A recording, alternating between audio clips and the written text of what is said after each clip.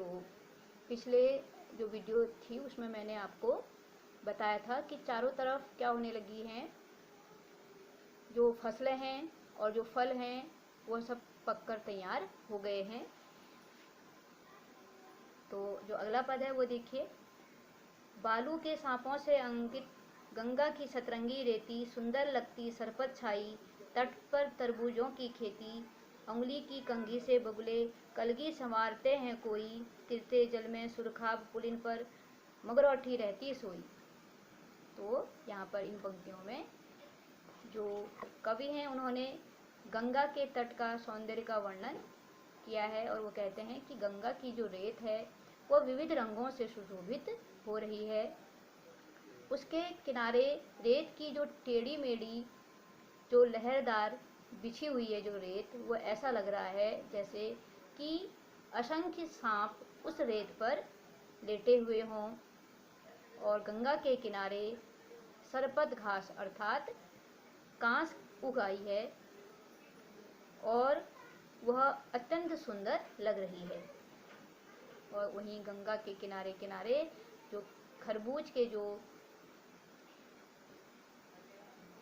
पेड़ हैं उन पर खरबूज की भारी फसल उगी हुई है।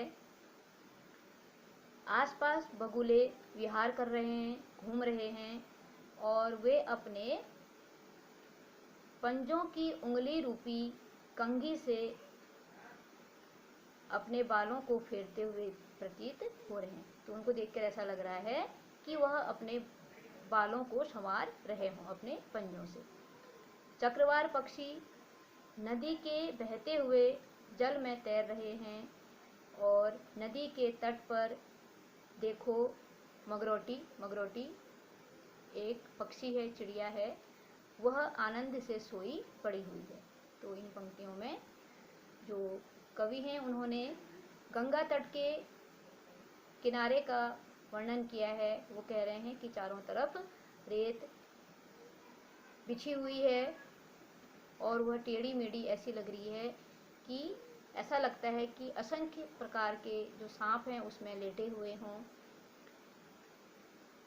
और कांस की जो घास है चारों तरफ उगी हुई है वह अत्यंत सुंदर लग रही है। और गंगा तट के किनारे किनारे खरबूजों की जो फसल है वह भी तैयार हो गई है, उगी हुई है। आसपास जो बगुले हैं वो घूम रहे हैं और जो अपनी क्रीड़ाएं कर रहे हैं, तो जो उनकी क्रीड़ाएं हैं वह ऐसे लग रही हैं जैसे कि वह अपने पंजों की अंगुली रूपी कंघी से अपने बालों को संवारते हुए दिखाई दे रहे हैं। वहीं पास पर चक्रवाक पक्षी, सुरखाब एक पक्षी होता है, उसे चक्रवाक पक्षी भी कहते हैं, सुरखाब नदी में बहते हुए जल में तैर रहा है। पास ही मगरौटी एक पक्षी कहा गया है उसको, वह आनंद से सोई पड़ी हुई है। तो यहाँ पर नदी के तट की सुंदरता का वर्णन किया है।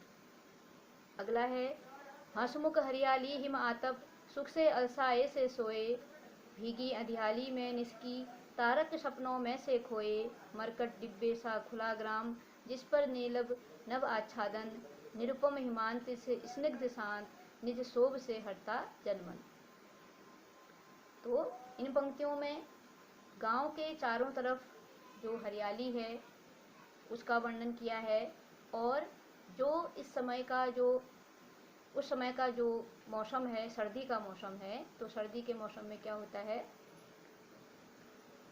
प्रातःकाल चारों तरफ ओस की बूंदें फैली रहती हैं और जो धूप है जाड़ों की वह बहुत अच्छी लगती है।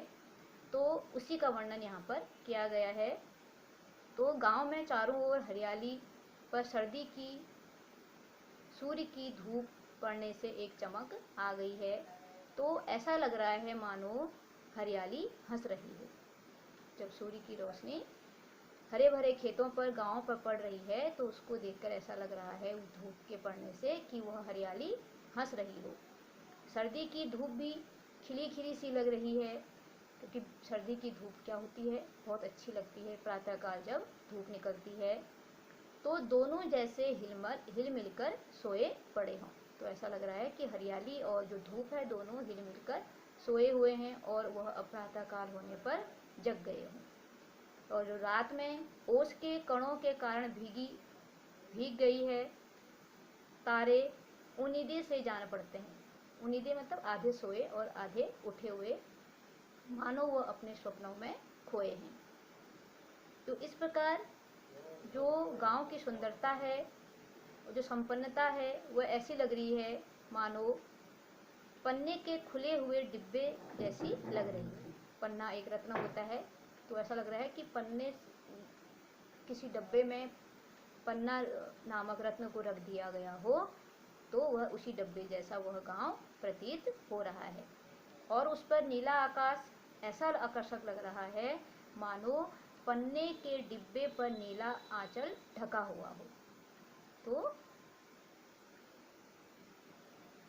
तो यहाँ पर वो कह रहे हैं कि जो गांव है वह पन्ना रूपी रत्न के समान लग रहा है, डब्बे के समान लग रहा है कि किसी डब्बे में पन्ना नामक रत्न को रख दिया गया हो, और उस पर जो आसमान है वह नीला आंचल ढका हुआ हो, ऐसा प्रतीत हो रहा है। उस डब्बे को नीले आंचल से ढका हुआ हो, ऐसा लग रहा है।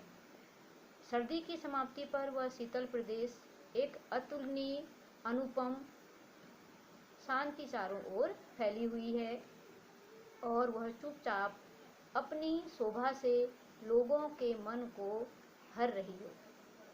हर रही का अर्थ होता है अपनी ओर आकर्षित कर रही हो। तो यह जो कविता है, इस कविता के माध्यम से सुमित्रानंदन पंत जी ने गांव की सुंदरता, गांव की जो शोभा है, जो हर किसी को अपनी ओर आकर्षित करती है, उसी का यहाँ पर वर्णन किया हुआ है कि गांव में हरे भरे खेत चारों तरफ फैले रहते हैं, विभिन्न प्रकार की फसलें लहलहाती हैं खेतों में, फल और फूलों से लदे हुए वृक्ष होते हैं, चारों तरफ संपन्नता, सौंदर्य सभी के मन को अपनी ओर आकर्षित करती है। तो इस पाठ में भी सुमित्रानंदन पंत जी ने एक गांव का वर्णन किया है जो गंगा तट के किनारे है, और गंगा तट के किनारे किस प्रकार की क्रीड़ाएं पक्षियों के द्वारा होती हैं, किस प्रकार वहाँ का सभी पक्षी आनंद ले रहे हैं, यह सब इस कविता में बताया गया है।